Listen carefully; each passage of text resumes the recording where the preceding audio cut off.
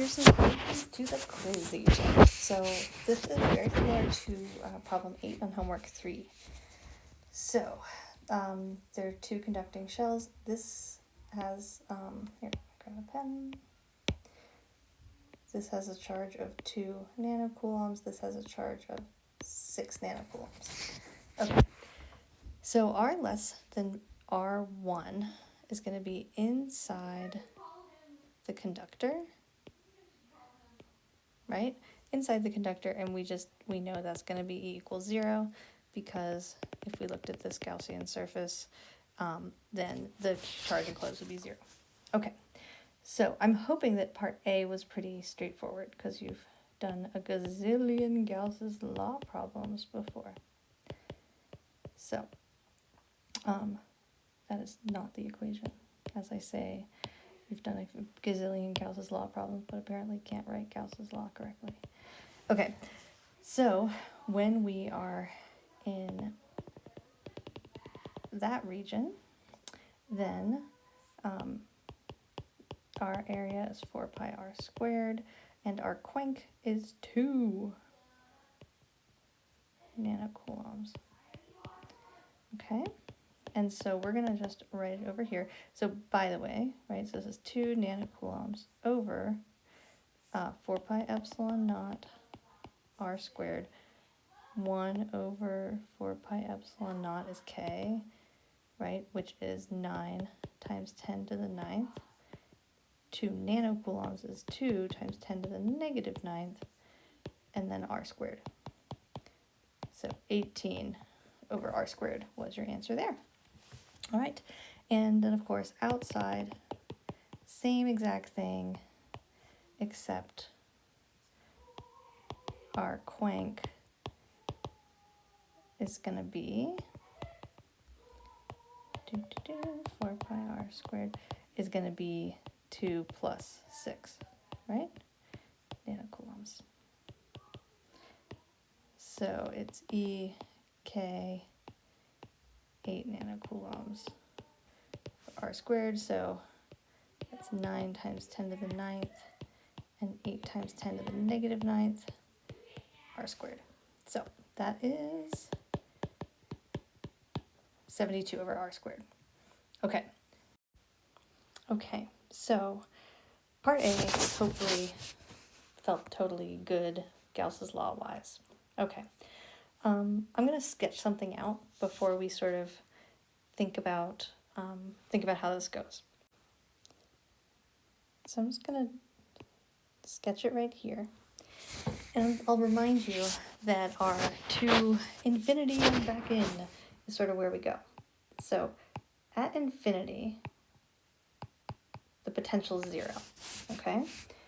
Or it goes to 0, right? And then, right, this is just a conductor, it's got some charge on it. But outside, it's going to look like 1 over r, right?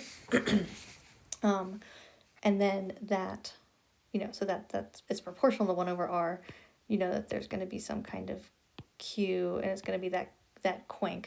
So that's going to be from that total 8 nanocoulombs, right?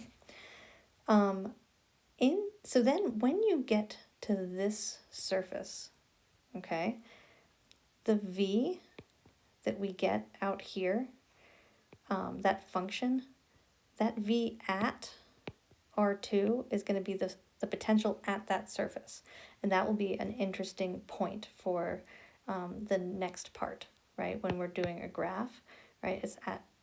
It's going as 1 over r, and then at r over 2, it's going to be some value, right? And you should be able to get that value just by when you get this function for out here. If you plug it in at r equals r2, you should be able to get that value, right? That's v of r2. Okay, then now you keep going. And so in here, it's also going to look like a 1 over r. And then it'll hit some other value.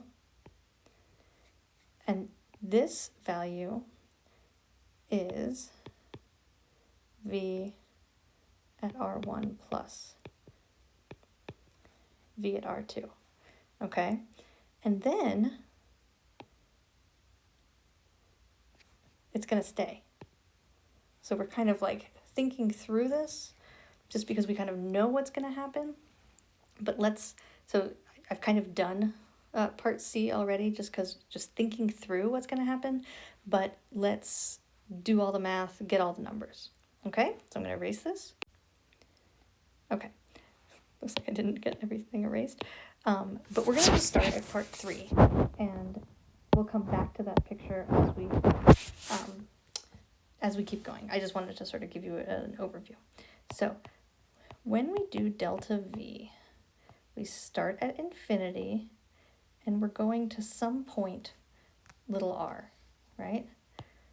Where E dot dr, right? Where E here is whatever it was in part 3 here, so that was 72 over r squared. That's the value of the electric field in that region, okay? So infinity to r of 72 over r squared dr. So what happens? You get negative 72, and then the integral of 1 over r squared dr is negative 1 over r, and we're going to evaluate infinity to r. Okay, so we get 2 negatives, so that's just a positive. So it's 72 over r, and then minus 72 over infinity. Well, dude, we know that. That's 0, that's kind of how we defined it. So, so that means that 72 over r is the difference, it's the potential difference between infinity and that surface, okay? And the fact is that they asked you what the actual potential not at that surface, my bad, to a point in that region. So the actual potential at any point in that region is just that value because we started at infinity, okay? So that was that part, right? And so if we want to know what it is at R2, remember R2 is 5 meters, and so that's 72 over 5, so I believe that was 14.4 volts, okay? So something to sort of keep thinking about. All right, so now let's look at part 2.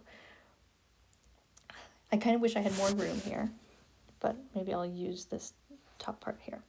So again, big picture, V is 0 out here, and we just figured out that it's 14.4 volts at that surface. What we know about that 14.4 volts, I'm going to kind of like color code it. So that surface is 14.4 volts. And ignore the inner sphere for a second. We know that the inside of a conductor, the electric field is 0.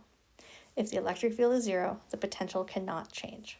So we know that everywhere in here is going to be at least 14.4 volts, because it's going to have this sort of base 14.4 volts because of that outer sphere, okay? So for part 2, we're looking at a point here. Well, how do we get here?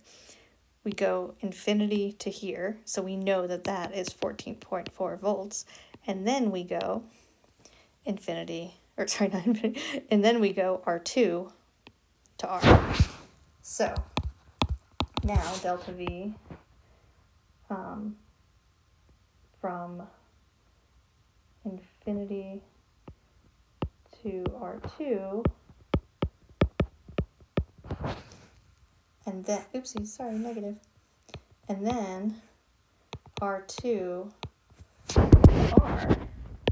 Remember, these are different E's because these are the E's that are in the different regions, right, that you just figured out up here, right? right? When we're outside, it's that 72 over r squared. When you're in between, it's 18 over r squared. But we just said that is 14.4 volts. Okay, so let's keep going.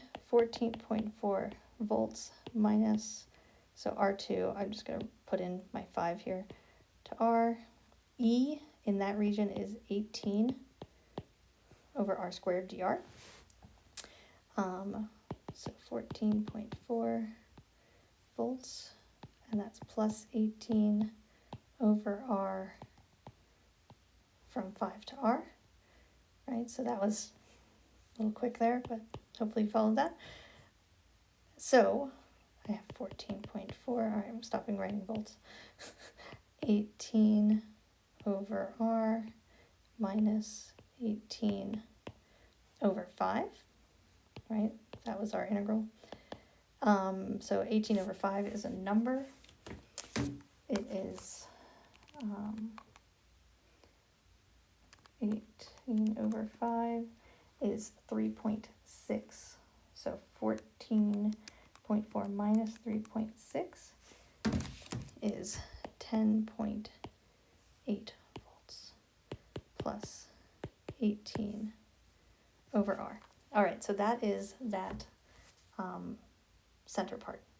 So again, and I know it's kind of weird and maybe not traditional that I keep writing that volt in there, but I feel like I just kind of keep wanting to remind myself that that we are calculating a potential. Okay, so if we really look at this function, right, it's at R1, it's in between R1 and R2. What happens if we actually, I'm just using this space, it's not actually for part 1. What happens if we look at it at those 2 points, if we evaluate it? So this is V at R1 and V at R2. So let's just see what those are. Okay, hopefully you know exactly what this guy is. It's 14.4 volts. Whew, thank God. Okay, and this one is 16.8 volts. So if we're thinking about that graph that we have to make, this is 16.8 volts.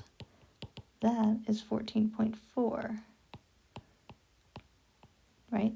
So that function is 10.8 plus 18 over r, and that function is 72 over r, okay? And again, I'm like doing part C at the same time, but it kind of, hopefully you're seeing how it all's coming together. Okay, I'm gonna erase some stuff so I can do part 1. Okay, so we figured out that that blue surface, right, the R2 surface is 14.4 volts, and we figured out that at R1 was 16.8 volts. Well, again, inside that, it's not going to change, okay? So when we do negative V, E dot dr from, well, you know what? Let's just do the whole thing. Infinity to R2. R2 to R1. And then R1 to 0. Right? This was 14.4 volts. This was, what is 16.8 minus 14.4? 2.4 volts. And this, well, E is 0. If E is 0, right, then this integral is 0, right? Because we know that there's no change in potential through that green area. So that means that the total voltage of 16.8 volts that you get on that surface when you get to R1 is going to be what's in that region. Okay, so your answers are in boxes. All right, so let's go do the graph. All right, so it asks you to label axes and values of interest. Okay, so again, we just did this, but let's put it all together. So at R goes to infinity, V is going to be going to 0, right? And this function is 72 over R. And then that goes up here, let's say right here, R2, and that value is 14.4 volts, okay? What is that really? Remember where 72 came from. This is Q1 plus Q, so this is K Q1 plus Q2 over R, okay? And this was K Q1 plus Q2 over R2, okay?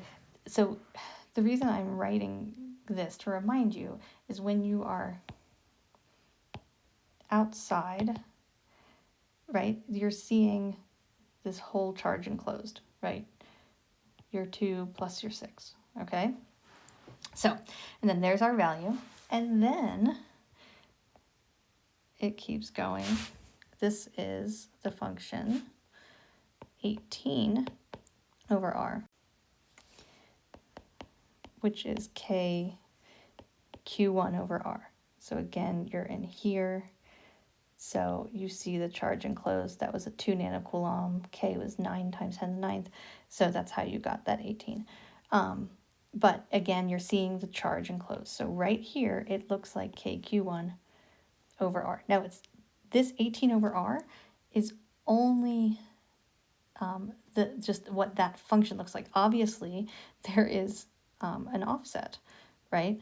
The actual whole function here, right, has this plus 14.4 volts, okay? And then once we get to R1, then your potential is constant, and that is that constant 16.8 volts, which is the value K Q1 over big R1 plus K Q2 over big R2, okay? And again, I will color code this because I cannot stress this enough. This surface of 14, that's at 14.4 volts, that entire inside of that is 14.4 volts. When you then keep going and you get to the inner guy, and then that adds another 2.4 volts. Here in the inside, you get both of those added. Okay, you get that 14.4 and the 2.4. That's why you get the 16.8. Okay, so that's green and blue. Actually, if I'm really cool, then I will really color code this. That Q2, R2, and that green. So this problem is really worth spending some time and making sure that you understand, and I hope this video helped.